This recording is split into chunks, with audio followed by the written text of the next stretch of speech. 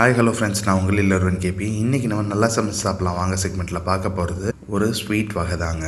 எதுக்கு இந்த ஸ்வீட் டிஷ்ஷுன்னு பார்த்தீங்கன்னா, இன்றைக்கி ஆகஸ்ட் 11, 2020 ஸ்ரீ ஜெயந்தின்னு சொல்லப்படுற கிருஷ்ண ஜெயந்தி தாங்க.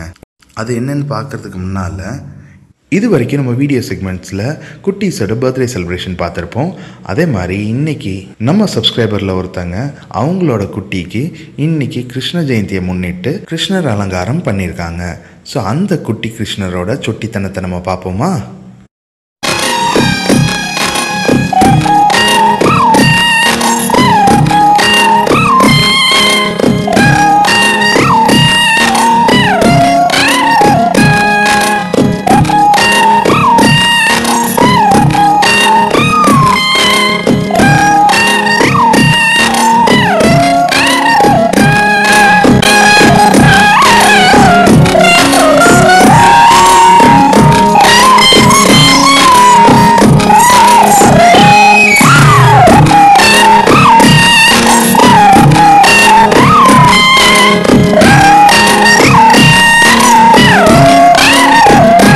பகவான் கிருஷ்ணரோட ஆசீர்வாதத்தோடு நம்ம சுற்றுப்புறத்தை சுகாதாரமாக வச்சுக்கலாங்க. அண்ட் ஆல்சோ இந்த மாதிரி கொரோனா வைரஸ் மற்றும் மற்ற வைரஸ்கள்லேருந்து இந்த உலகத்தையும் நம்ம எல்லாரையுமே காப்பாற்ற சொல்லி வேண்டி வணங்கிக்கலாம். பகவான் கிருஷ்ணருக்கு என்னென்ன பண்டங்கள் பிடிக்கும்னு பார்த்தீங்கன்னா, பால், தயிர், வெண்ணெய், கற்கண்டு, அவல், இதெல்லாம் அவருக்கு ரொம்பவே பிடிச்சமான பண்டங்கள்ங்க. இதெல்லாம் கண்டிப்பாக கிருஷ்ணருக்கு படைச்சி வணங்குங்க. அண்ட் ஆல்சோ அவருக்கு இன்னும் நிறைய விஷயங்கள் பிடிக்கும். முறுக்கு, சீடை, தட்டை, உக்காரை, இந்த மாதிரி நிறைய விஷயங்கள் அவருக்கு பிடிச்சதாக இருந்தால் கூட நான் முதல்ல சொன்ன பால், தயிர், வெண்ணெய், கற்கண்டு மற்றும் அவல்.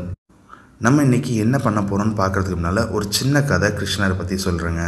புராணங்களில் ஒன்றான பகவத புராணத்தில் உள்ள முக்கியமான கதைகளில் ஒரு கதையான கிருஷ்ணருக்கும் குசேலருக்குள்ளேயே நட்புக்குரிய கதையை தாங்க நம்ம இன்றைக்கி பார்க்க போகிறோம். கிருஷ்ணரும் குசேலரும் சிறு வயதிலேருந்தே மிக நெருங்கிய நண்பர்கள் தாங்க. ஒரு காலத்துக்கு அப்புறம் கிருஷ்ணர் துவாரகா வாழ்கிற ஒரு மன்னராக வாழ்ந்துட்டு இருக்கிறாரு, அவரோட மனைவி ருக்மணியோட. அவரோட நண்பர் குசேலர் கோயிலுக்கு மந்திரங்கள் சொல்கிற ஒரு புரோகிதராக வாழ்கிறாருங்க. ரொம்ப ஏழ்மையான ஏழை வாழ்க்கை தாங்க வாழ்ந்துட்டு இருக்காரு. அவரோட மனைவி சுஷீலை அவங்க பசங்களுக்கு உணவில்லை என்று சொல்லி குசேலரை அவரோட நெருங்கிய நண்பரான பகவான் கிருஷ்ணரை போய் பார்த்துட்டு வர சொல்கிறாங்க. அப்படி தன்னுடைய நண்பரான பகவான் கிருஷ்ணரை வெறுங்கையோடு பார்க்க போக முடியாதுங்கிறதுனால குசேலரோட மனைவி ஒரு பிடி அவலை ஒரு துணியில் கட்டி குசேலர்கிட்ட கொடுத்து அனுப்புகிறாங்க. அதை எடுத்துக்கிட்டு துவாரகாவுக்கு செல்கிறாரு குசேலர் அவரோட நண்பரான பகவான் கிருஷ்ணரை பார்க்கறதுக்கு. வெகு தூரம் நடைபயணத்துக்கு அப்புறம் துவாரகா சென்றடைகிறாரு குசேலர். அவருடைய நண்பரான பகவான் கிருஷ்ணரை சந்தித்த போது கிருஷ்ணர், எனக்காக என்ன கொண்டு வந்திருக்கிறேன் நண்பா என்று கேட்குறாரு. அப்போ அவர் கொண்டு வந்திருக்கிற அந்த அவலை கிருஷ்ணர்கிட்ட கொடுக்குறாரு குசேலர். அதை வாங்கி விரும்பி சாப்பிட்டுட்டு குசேலரை வாழ்த்துறாரு கிருஷ்ணர். குசேலருக்கு கிருஷ்ணரை பார்த்த சந்தோஷத்தில் வேறு எதுவுமே கேட்காம மனம் இல்லாமல் வீடு திரும்புகிறாரு.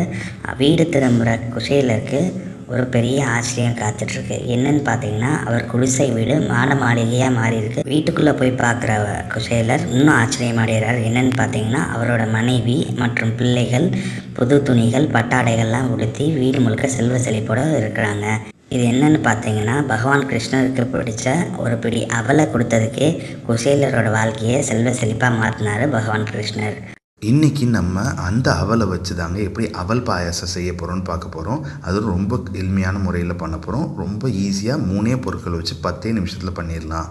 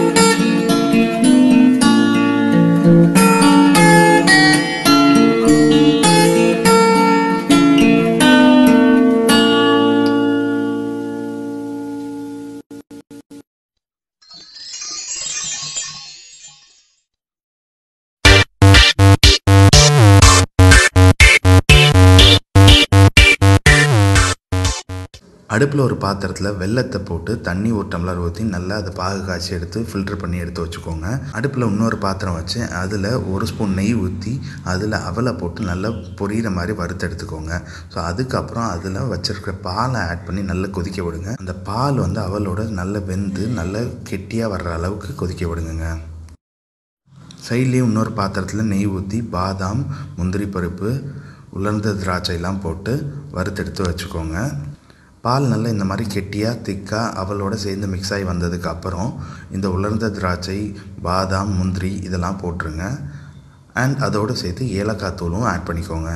நல்லா கிளறி கொடுத்துக்கோங்க. பாகு காய்ச்சி எடுத்து வச்சுருக்கிற வெல்லத்தை ஃபில்டர் பண்ணி வச்சுருக்கோம்ல, ஸோ அதை நல்லா ஆறுனதுக்கப்புறம் அவளோட சேர்ந்து கொடுத்து கிளறி கொடுங்க. ஏன்னா சூடாக ஊற்றினா தெரிஞ்சு போகிறதுக்கு வாய்ப்புகள் இருக்குது. ஸோ அதனால் அவலும் சரி பாகும் சரி நல்லா ஆறுனதுக்கப்புறம் ஊற்றி கிளறி கொடுங்க. அவ்வளோதாங்க, ரொம்ப ஈஸியாக 10 நிமிஷத்தில் அவல் பாயசம் உங்கள் வீட்டில் ரெடி ஆகிடுச்சு. பகவான் கிருஷ்ணருக்கு வச்சு வேண்டி வணங்கிக்கோங்க.